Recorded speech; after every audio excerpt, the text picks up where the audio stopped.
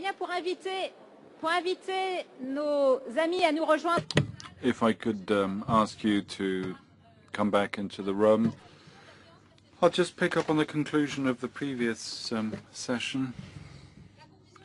So, conclusion of the previous session showing to what extent the issue wasn't so much to know whether young people wanted or we needed to encourage young people to participate. It's more a matter of knowing what education systems can do to assist them in that process. And we have a great many first-hand accounts, as was demonstrated during the preparation of this forum, in particular with our net participants. All these fora have shown us how much there's a whole slew of examples of projects that are very successful and that are working thanks to the huge energy and motivation deployed by the young. And we'll see in this session with some guests here, we'll be running through some examples that show you how much this energy and dynamism allow us to really create great things. So I'm going to hand over to Ediola and to Brad, who will come and present these various projects to you. Thank you, Estelle. Good afternoon, everyone. I know you just ate and you are a bit sleepy and tired after a long day, but could I have your attention, please? Because we are talking about voices from the field, and it's about voices of young people. In my right in here, I have my colleague Brad, so let him introduce himself first. Good afternoon, everyone. I am Brad Brockman, and I'm the General Secretary of Equal Education, which is a school reform movement in South Africa, which organizes high school students and parents in poor communities to campaign and advocate for better schools and greater equality within the South African education system. Now, today we've spoken about engaging youth in educational planning for social transformation in a very macro level. And the purpose of this session is actually to hear from youth projects and initiatives which are involving youth in civic engagement and in expanding their socio-economic opportunities. So we're going to have quite a few presentations, and we're also going to be having some videos which will be shown. And we are really asking you to think about what is being presented here as we proceed in the next few days in trying to define a global agenda for engaging youth. So the first group that we're going to call up, our two speakers are Shauna Lavery and Robert Murter, and they're from a youth media project called Where is My Public Servant? The project is based in Northern Ireland and trains young people to be cameramen and filmmakers, to be journalists, and to be, at the same time, combines that training with leadership development and campaigns. So we want them to come and to share with us about WIMP's Where's My Public Servant? In stage as well, we have the delegates from IFAD, which is Mr. Subarao, the chef for the section for literacy and non-formal education, and also Professor Anna Robinson-Pant for Global Research Coordinator, which they also will share their stories. So let's first start with the young people. Give them a hand of applause, please.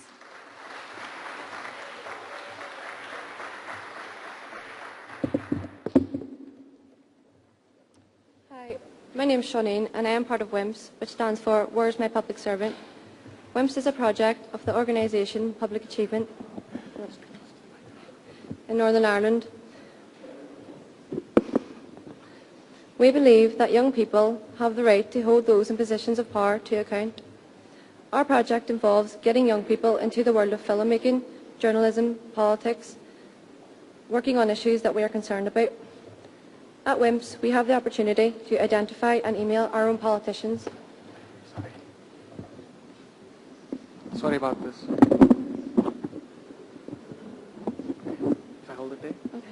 We also interview them. We can write for our own website, wimps.tv, to express our own opinions and even campaign for our beliefs like securing votes at 16 in Northern Ireland, or tackling human rights abuses by armed organisations. It enables us to get involved in issues that really affect us. We are widely involved in using social media as we believe that everyone is connected through it. It allows us to share our own opinions with others so they can get involved too. We aim to make it normal for young people to get in touch with and talk to their local political representatives and get involved in bringing change to our society. Here's a short promo piece.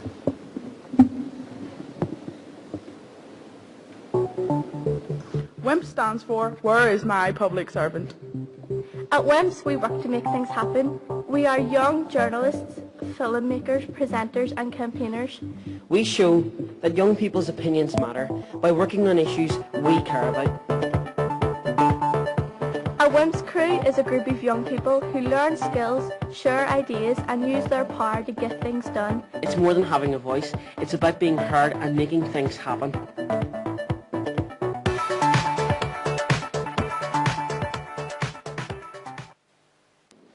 Thank you, Charlene. Bonjour, je m'appelle Robert.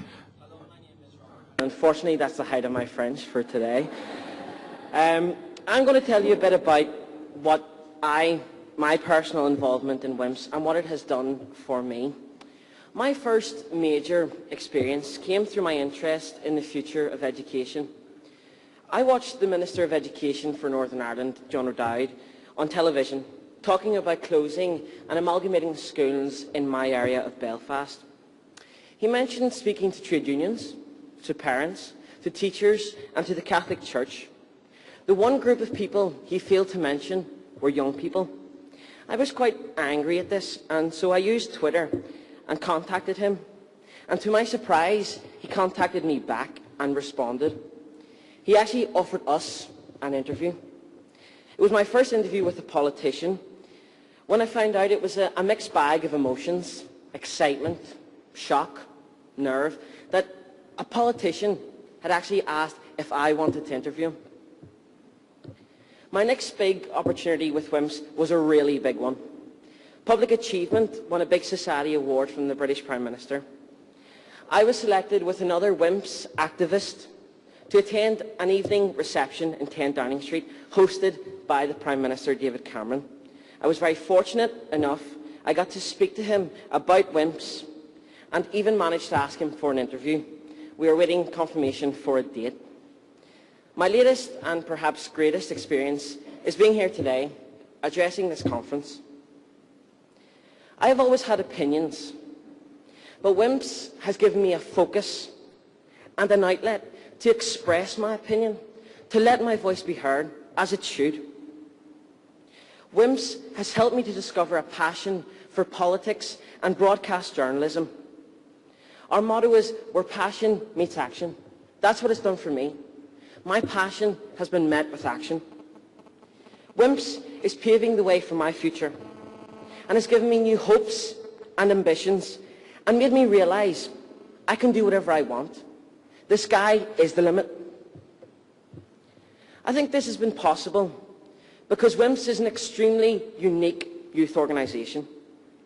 In post-conflict Northern Ireland, WIMPS provides a shared space where young people of all social and political backgrounds are free to express their opinions and their thoughts.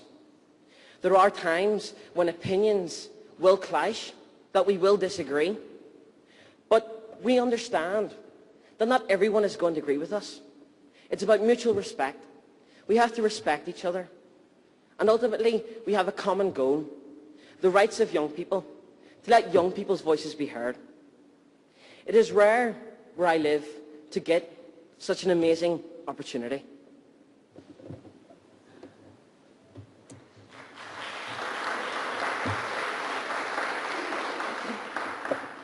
I first heard about WIMPS from my politics class, and I went to the workshops to find out what it was about. For me, it brought the subject of politics to life as I got involved in the subject I was learning about.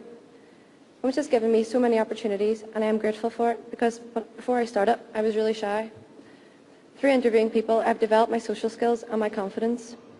I love filmmaking, learning about the different styles of films, and recently even directing my own short film on Culture Night in Belfast. But the thing I'm grateful for the most is the fact that WIMPS has given me the motivation to challenge myself to do things I wouldn't normally do. For this trip, I had to do an interview, and I was reconsidering not even trying, but I thought that was just too easy, and I wanted to at least prove to myself that I could achieve stuff. This presentation was a challenge for me. When I first heard about it, I was so frightened about public speaking in front of so many people. But I thought I should do this. It's a great opportunity to prove that I can do this if I push myself, and after I can say I've done it and be proud of myself. WIMPS also allows us to follow our own interests. Currently, I am starting my own project about trying to get more women into politics. We have very few women in our assembly, in our councils, and even in Westminster Parliament. I want to know why and what we can do to change this. So I'm doing a mini-series of interviews with women and men in politics so that young people can get better understanding of these issues.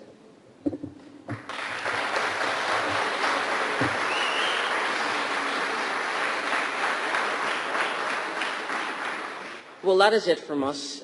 We weren't given a lot of time, so there's a lot more we could have said. We would like to say a huge thank you to UNESCO, to the UNESCO professors, Alan and Pat, to IIEP, to WAY, and to the people who fund us and make all these opportunities possible, Atlantic Philanthropies.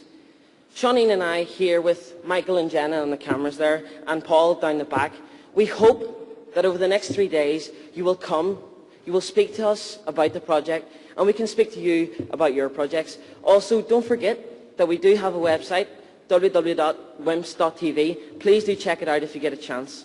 So, again, a big thank you and merci beaucoup.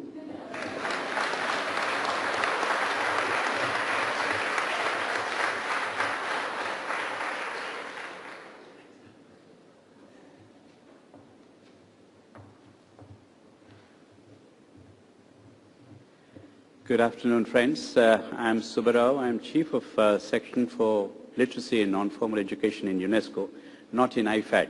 There was a little error in my introduction which was given, but it is prophetic because what I'm going to share with you is a project which UNESCO and IFAD are jointly going to launch very shortly. So two organizations working seamlessly. So I might as well be a part of IFAD. So, but at the moment, myself and my colleague who is going to take over as the Global Research Coordinator, I thought it might be of some interest to you to share this new exciting project. We have a representative from IFAD in the audience. Rosemary from IFAD is here. We are working together to create what might look very exciting, actually. How is it that agricultural knowledge and skills, they are being transmitted to the youth of today? How is it that young people are gaining this knowledge and skills, and how can it be improved? IFAD's area of interest is to see that agricultural knowledge gets transmitted. And from the education sector, we are keen that we join hands with them to ensure that the latest state-of-the-art in knowledge and skills gets transmitted to this young population. Many of you know this, but 80% of youth today live in rural areas. And if it has to be knowledge-intensive approach to enhancing agricultural production, there's a critical need for us to find out how this agricultural knowledge is being transmitted. And in this process, this research project is going to throw a lot of light, capturing the voices from the field. So we do not have actually a voice from the field today, but we are using this platform, an excellent platform which IIEP has provided, to embark on this project and express our willingness to listen to the voices of young people as we progress on this interesting project, which is learning knowledge and skills for agriculture and rural livelihoods. We believe that foundational literacy skills are critical. That has been the theme since morning. But foundational literacy skills will lead to further higher order skills and knowledge specific to making agricultural development possible. In the context of today's world, when you have evolving patterns and challenges of climate change, etc., I think the traditional modes and the traditional content of agricultural knowledge may also will have to be looked into. Whether the young people of today think that agriculture and allied activities are something worthwhile. If not, why not? I think this is going to enlarge the debate more significantly. With that brief preamble, let me request Professor Anna Robinson-Pant, who will be joining us as the chief of this research project, and she will be guiding us in doing this in 3 countries. We have selected 3 countries to do this: Egypt, Ethiopia, and Cambodia. We'll have a research team in each of these countries, and the research will be anchored in 3 institutions in these countries, but it will be kind of a participatory approach, ethnographic research, where you actually go down to the communities and see how not only through school and traditional institutions, but also in terms of non-formal and informal learning, this transmission of knowledge and skills can be further enhanced. Thank you. Professor Pant.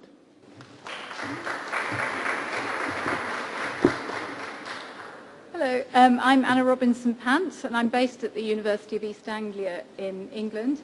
And as you've heard, I'm about to take up the position of Global Research Coordinator with this new exciting project, which UNESCO and IFAD are just beginning. I thought you might be interested to hear something about what we're planning in terms of the research, though at this point we haven't actually started it. And part of the appeal of talking to you now is so that some of you who have experiences in these areas might like to come and talk to us over the next 3 days or so. As Mr. Subbarao was saying, this project is qualitative research, so it's looking in quite depth at 3 countries, and particularly young people's experiences in rural areas. Why it's unusual, talking from my own perspective as an academic in this field, is the focus is very much on learning rather than teaching. So the starting point is taking the assumption that people already learn a lot of skills and already have experiences in informal learning. And we're starting with looking at how young people have actually acquired skills within their communities, as well as through formal skills training programs in schools. The other way in which it's quite unusual is by linking literacy, learning and skills development. We're not seeing those as separate processes, and particularly having a focus on gender inequalities and gender analysis within this whole research project. As Mr. Subbarao explained, we're very keen to have a participatory approach to the research, so that we're enabling young people to actually have a voice within the research process rather than just afterwards when we present findings. So that's also why we feel it's important to engage with different people at this stage of our planning. So we hope that in a few months' time, where we'll actually be able to share some of the ongoing findings. My role as research coordinator is to work with the teams in Ethiopia, Egypt and Cambodia to develop a project which they feel will capture some of the experiences, but also begin to look critically at what's happening on the ground in terms of skills development for young people in rural areas. Okay, so look forward to speaking to you later in the conference.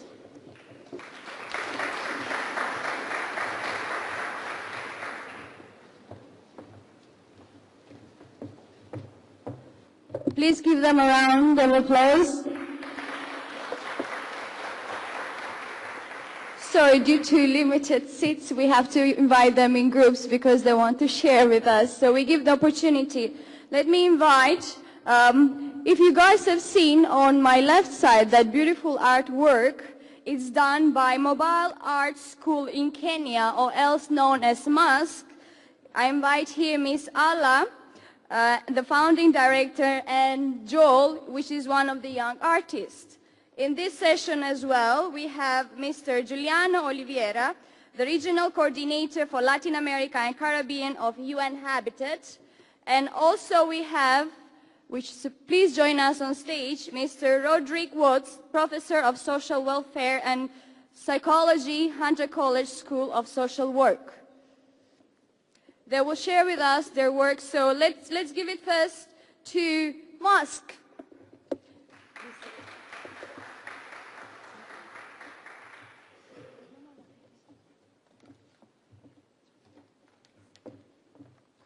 Hello, Forum. Hello. My name is Alat Kachuk,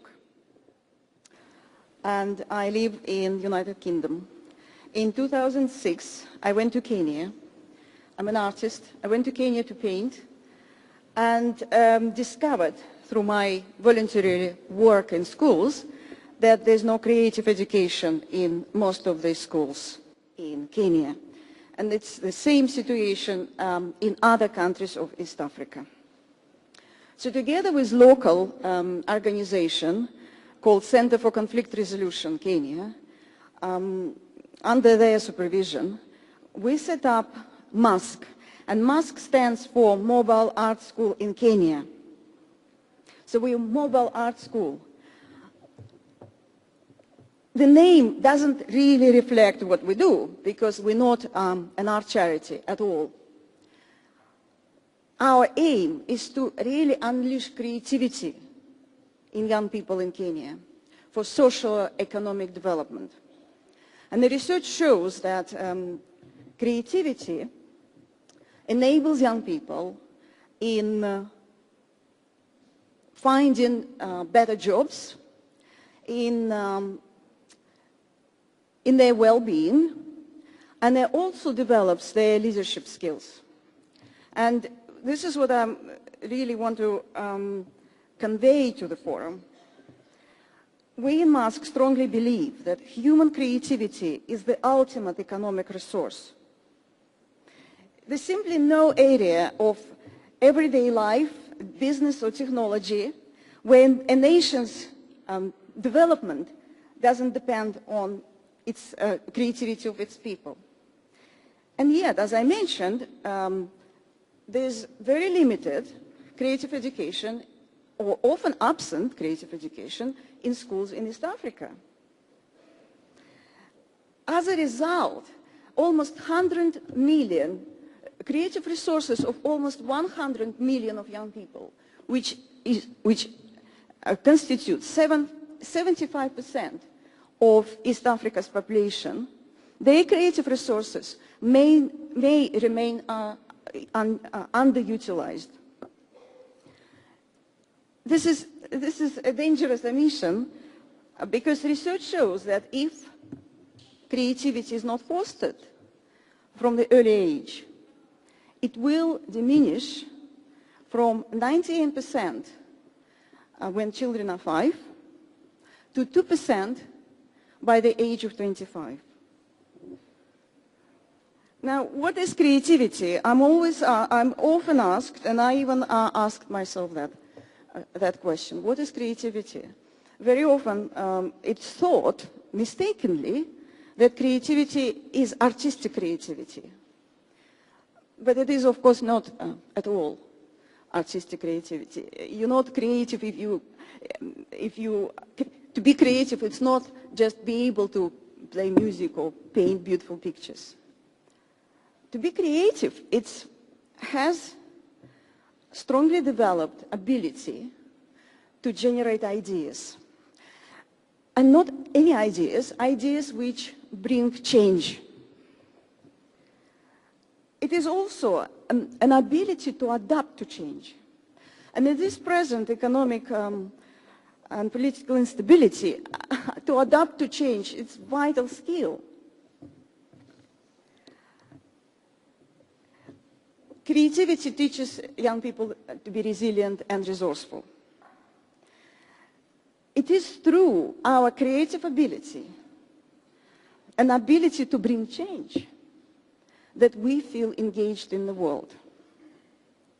We will not feel engaged in the world if we're not able to bring change.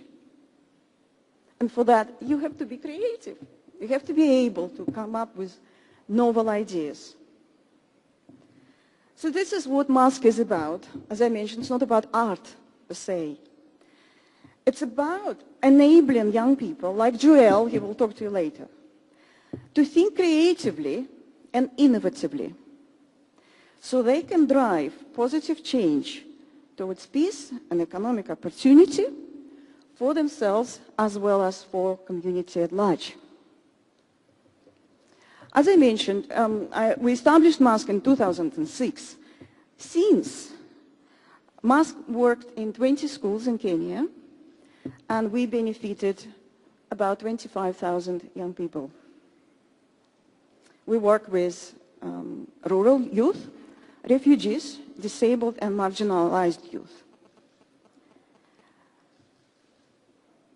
We developed an effective, active learning, non-formal strategy for training the youth in creativity and innovation. And we want to be a national, we want to work on a national scale so we can unify creative education across all schools. We also dream to work on pilot projects with Kenya, but also other East African ministries for education and youth. So if any ministers who would like to talk more, learn more about our project, please talk to me in the break. Very briefly, I'll mention how our program benefits to peace building, jobs, and eradication of poverty. Bear with me.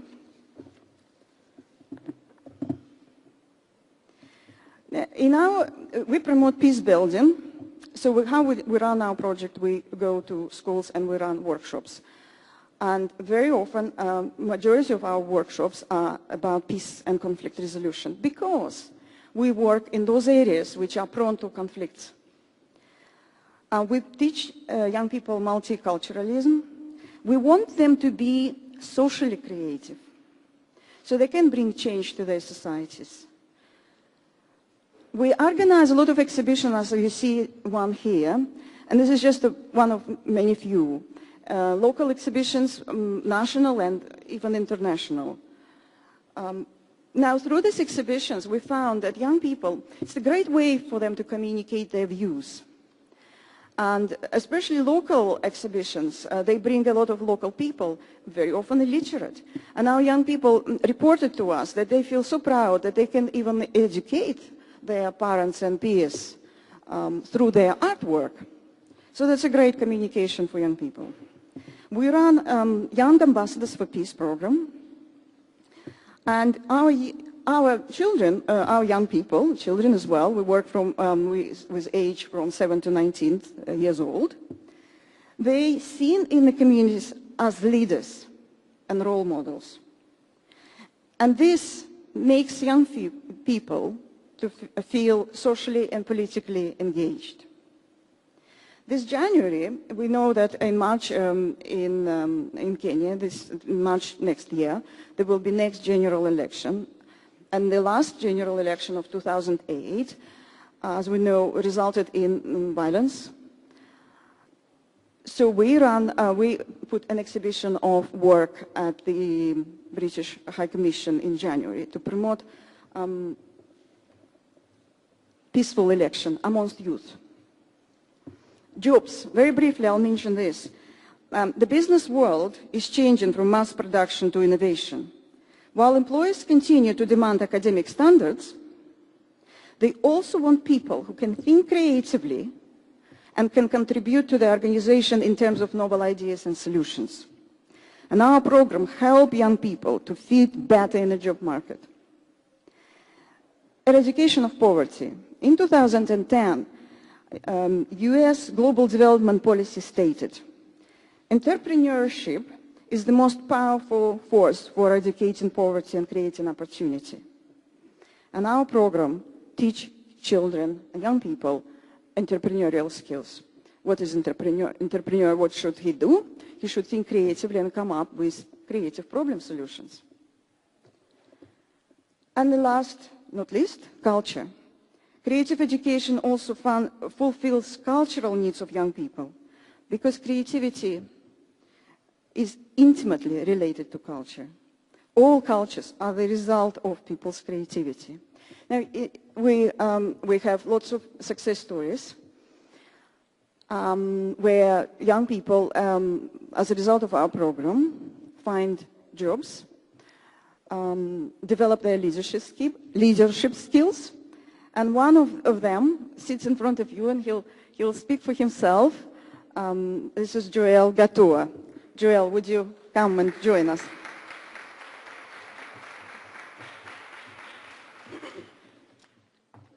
Ladies and gentlemen, I'm Joel Gatua from Kenya, and mine is just but a simple story about my confession about mask and what has done to me.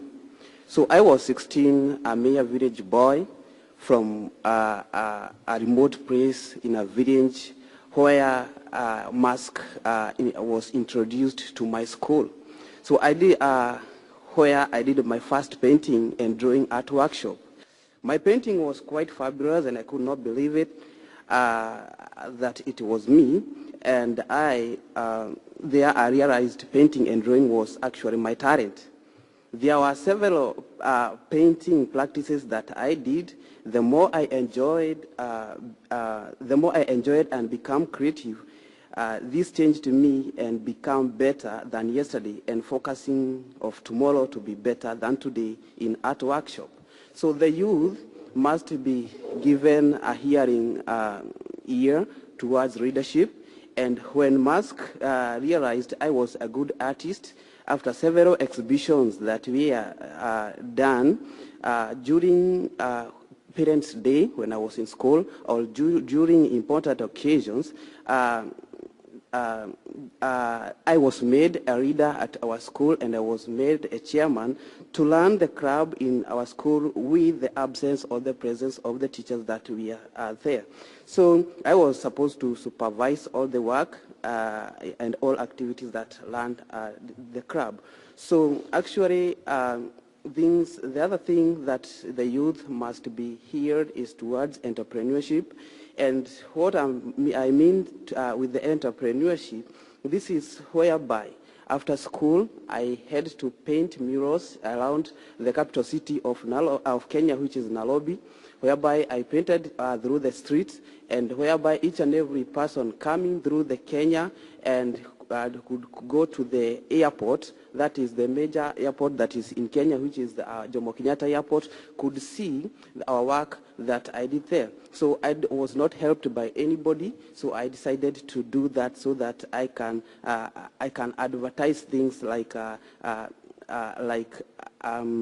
AIDS and family planning methods. So afterwards, I am working now with the kids, and I'm working at a public school. I'm working as a teacher, though I'm not trained. I'm a volunteer, where I learn the mask as the techniques that I learned from the secondary school level. So my vision is to go to a good college or a university to study social science, because I want to be a social scientist, so that I can help the youth I can help the youth, I can teach the youth to benefit from what the mask had incorporated in me and become socially creative. My mission is to enrich the young people with creativity, develop discipline, self-intellect, hard work, and always think outside the box, and make them good leaders, good entrepreneurs, also to understand and appreciate the society by putting their talents into socially advantageous oriented goals.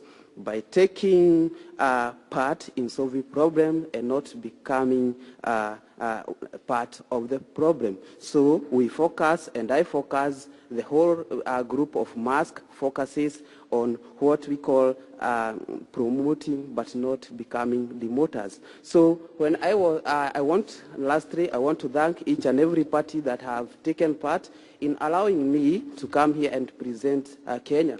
So when I got in this room, I found this wall. This wall actually, I'm sorry to say that is very angry, but if you can let me to come with my group, we can paint that wall and we can use sophisticated ideas. So.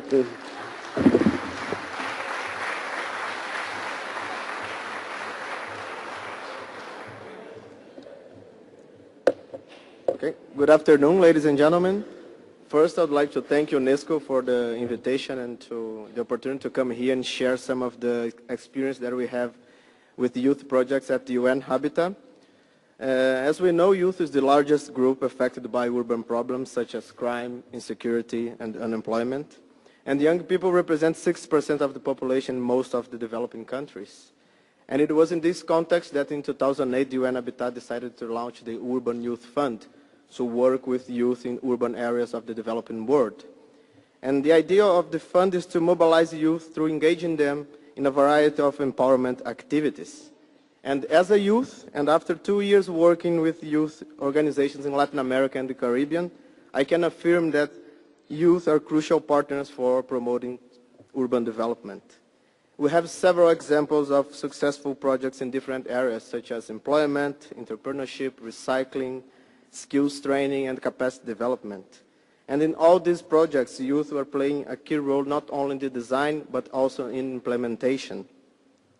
And the lesson that we are learning at the UN Habitat, and I think it was the lesson that we discussed here in the previous sections, that youth should not be seen as targets of development policy, but as available assets, and should be engaged in all levels of governance. All governments should mobilize young people for a better formulation of youth-related policies. And here I have a video, I brought a video for you where some of youth people from our projects will share their experience. I just want to remember that these are small initiatives, but they can get bigger. Some of these projects are now being financed by local governments because these governments are now understanding that it's important to work with youth. So these projects will become bigger depending on the kind of commitment that we want to make with youth. And if you have any more questions, if you don't know the Urban Youth Fund, we can talk later about it because we're out of time. I'm here until Thursday, so we can talk, or we can just access our website, unhabitat.org. So please pay attention to the video. Thank you.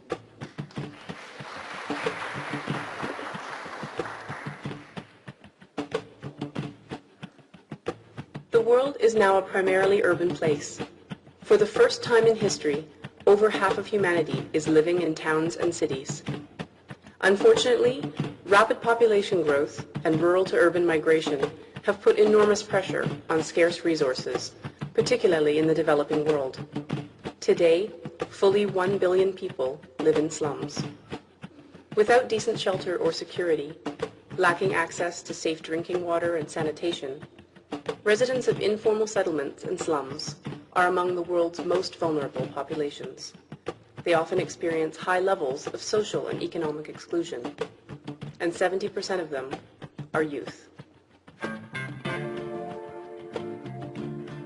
Mostly unemployed and facing a host of challenges, many of these young people are joining together and bringing about small-scale positive changes in their own communities.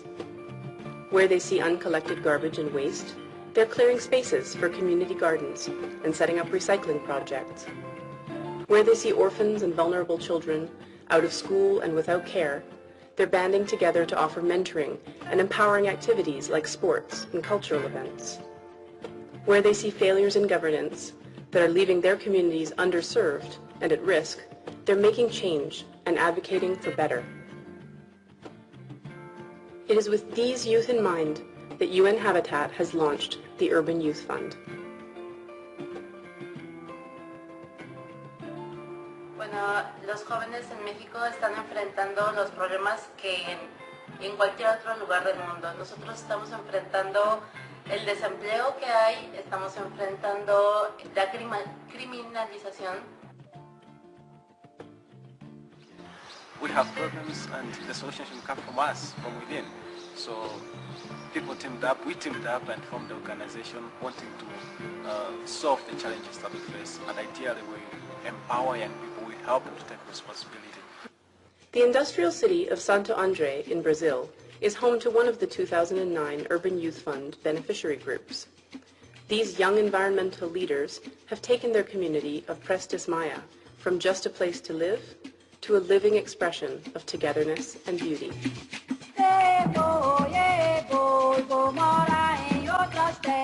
With support from the UN Habitat Urban Youth Fund, the group has brought about big changes in Prestes Maya through a series of small projects. Community cleanup days are now a regular event, and recycling has become habit. Blank brick walls with old graffiti now sport colorful murals with images of hope. Parks that were once deserted have been renewed, benches placed where youth used to sit on the ground. And weekly cultural events bring the whole neighborhood together. But perhaps most hopeful of all, community members say they no longer view young people as potential troublemakers, but rather as agents of positive change. So we're gonna end this video now, and we're gonna hand over to Professor Rod Watts. Okay.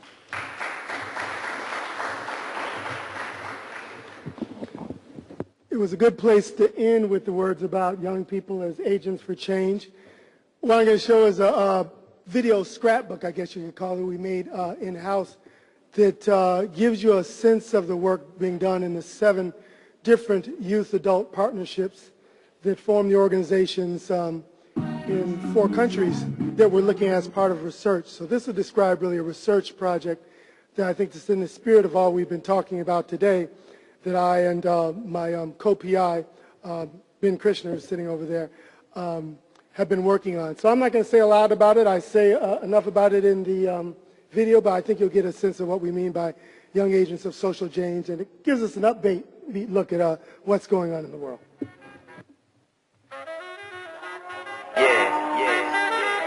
Great America. Live on the other side, what you see, a bunch of nonsense on my TV.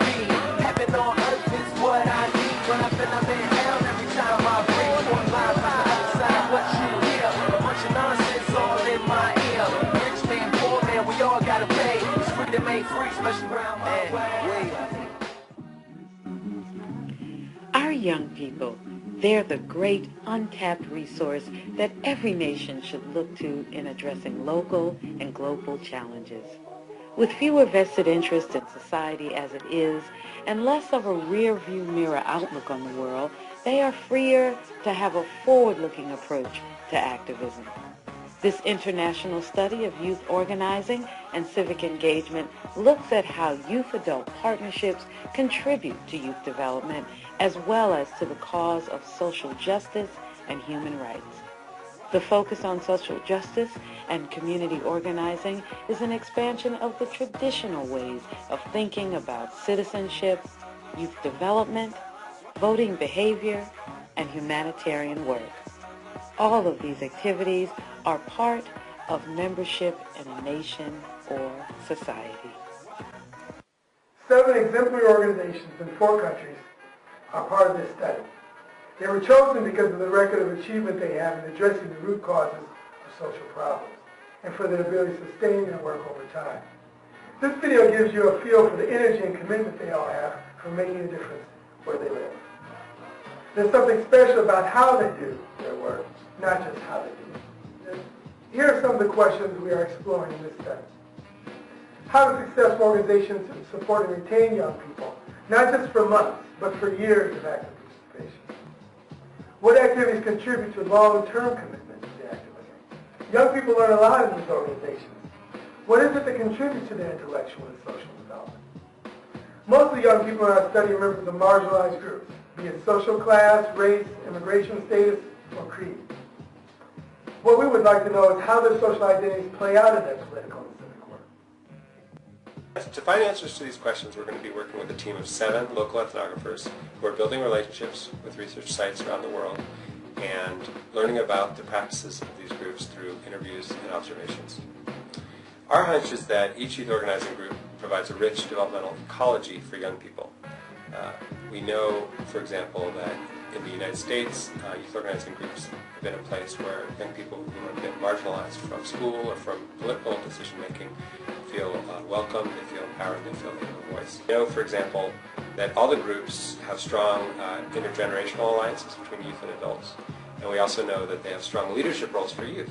But there's also a lot we don't know about how young people are recruited into youth organizing. We don't know what the learning experience looks like, and we don't know some of the variation in practices between groups in different geopolitical contexts. And we want to see how experiences vary across the world with youth organizing groups in Ireland, Northern Ireland, South Africa, and the U.S. There are 7 participating organizations. Kenwood Oakland Community Organization in Chicago, Illinois, known as COCO. COCO's community organizing agenda is directly informed by its constituency, the low-income and working families in the broader North Kenwood and Oakland area of Chicago. COCO engages residents in identifying the issues that they want to see addressed, especially issues related to public education policy, youth employment, and housing. Okay. The time now, it's... Okay. Round of applause, round of applause. Okay. I want to thank all of the participants of this session. Just to remind you, we had WIMPs, we had IFAD and UNESCO, we had MASK, we had UN Habitat, and we had Professor Professor Rod Watts, who's working with Professor Ben Kirshner. Unfortunately, because of time constraints, we're not actually going to have time for questions from the floor, which is very regrettable. But you do have an opportunity after the session to go up to the panelists and to talk to them about, and ask them questions about their work, and to share ideas. And that's what we've got for the rest of the 3 days as well. But I'm going to hand over now to Ediola. And you know that as part of in the lead up to this forum, we were actually invited to submit videos and photos. And so we want to show the winning video and photo. So I'm going to ask Ediola just to give a short introduction to that. And that will be how we close the session. And then afterwards, I'm going to ask Estelle to tell us about where we're going to be next. Okay. Thank you, Brad. Can we please give them a round of applause again? As Brad mentioned, for the past 3 months actually, we have had launched a competition for the young people to submit their projects, either through video or through photos, and we received a couple of responses, and we are very happy and we appreciate that. And we hope that you still continue even after this competition is over, because we want to know about your work. So the winning video is submitted by Dinesh Gajanandran from an organization called Audacious Dream Foundation. Project is called Indian Vocational Training School, which is a woman empowerment project in India aimed at developing and improving life for rural marginalized youth. Please give it a round of applause. Our mother India depends on its agricultural resources most of the time for its economical growth. But nowadays, rural village areas in Tamil Nadu, India, where most of the parents are laborers, daily wages, hardly earns less than $1 per day, and some days even without job because of non-availability of seasonal and decent jobs.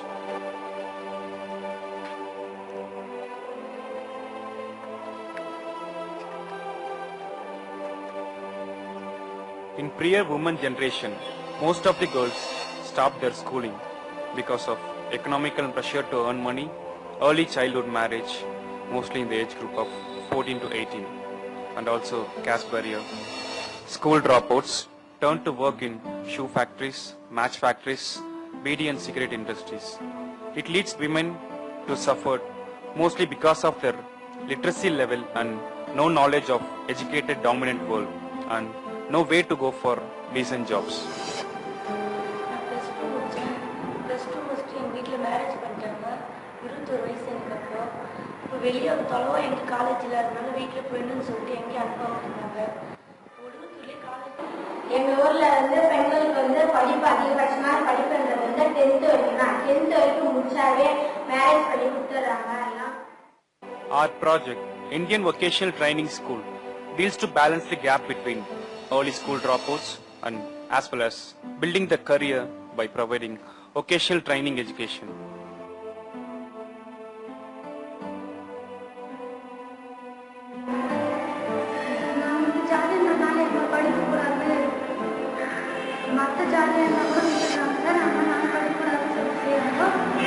எங்கள் ஊரில் வந்து பெண்களுக்கு அதிகபட்சமான படிப்பு வந்து 10th வரைக்கும் தான். மேற்கொண்டு மேல் படிப்பு வந்து படிக்க வைக்கல. ஏன்னா பக்கத்தில் வந்து எங்கேயும் காலேஜில் எதுவும் இல்லை அப்படின்ற ஒரு காரணத்தினால தான். பக்கத்தில் எதுவும் ஒரு வசதி இல்லாததுனால வசதி சேர்த்துட்டு கூலி வேலைக்கு போகிறாங்க, ஷூ கம்பெனிக்கு போகிறது, இந்த மாதிரி அம்சம் இருக்கிறாங்க. இது காரணமே வந்து பக்கத்தில் எதுவும் இல்லாததுனால தான். அதுவும் இல்லாத பெண்களுக்கு வந்து ரொம்ப முக்கியத்துவம் கொடுக்காததுனால தான். Our vision is to empower young women and marginalized girls from rural areas by providing vocational education like nursing, tailoring and computer education, by creating practical atmosphere, working environment as well as entrepreneurship opportunities to live their lives and develop their future generation.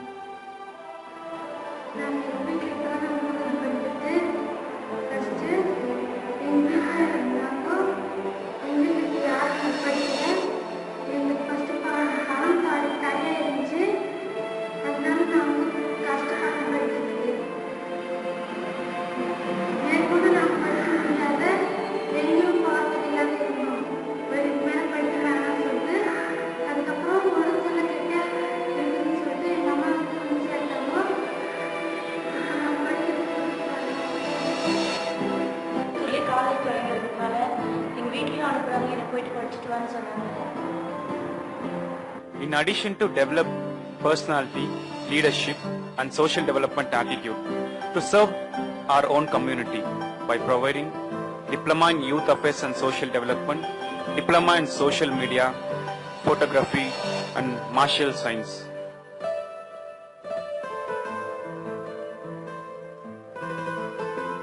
The team of experienced individuals are in our road to educate, empower and enlighten our young generation to serve, self-sustain, to achieve success in their life.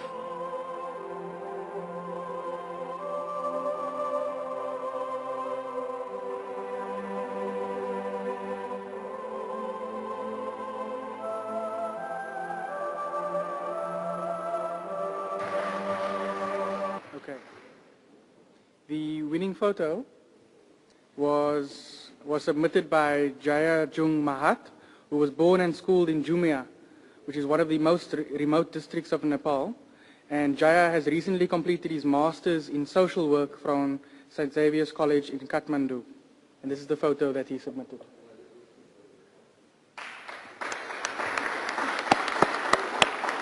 Okay. Thank you very much. I'm now going to hand over to Estelle. Thank you for your attention and for your participation. Thank you.